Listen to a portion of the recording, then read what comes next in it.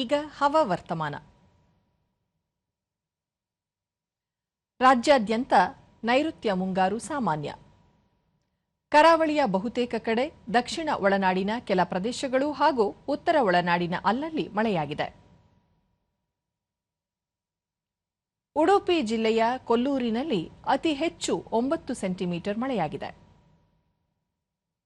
ಉಳಿದಂತೆ ಭಾಗಮಂಡಲ ಆಗುಂಬೆ 7, ಔರಾದ್, ಶೃಂಗೇರಿ, ವಿರಾಜಪೇಟೆ, ಸೋಮವಾರಪೇಟೆ 6, ಪೊನ್ನಂಪೇಟೆ, ಕೊಟ್ಟಿಗೆಹಾರ, ತಾಳಗುಪ್ಪ, ಜೋಯಿಡಾ, ಯಲ್ಲಾಪುರ, ಧರ್ಮಸ್ಥಳ, ಬೆಳ್ತಂಗಡಿಯಲ್ಲಿ 5 ಸೆಂಟಿಮೀಟರ್ ಮಳೆಯಾಗಿದೆ.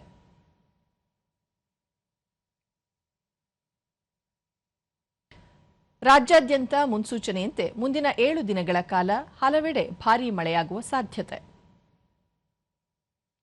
ಕರಾವಳಿ ತೀರ ಪ್ರದೇಶಗಳಲ್ಲಿ ಗಂಟೆಗೆ 40 ರಿಂದ 60 ಕಿಲೋಮೀಟರ್ ವೇಗದಲ್ಲಿ ಗಾಳಿ ಬೀಸಲಿದ್ದು, ಮೀನುಗಾರರು ಮುನ್ನೆಚ್ಚರಿಕೆ ವಹಿಸುವಂತೆ ಸೂಚಿಸಲಾಗಿದೆ.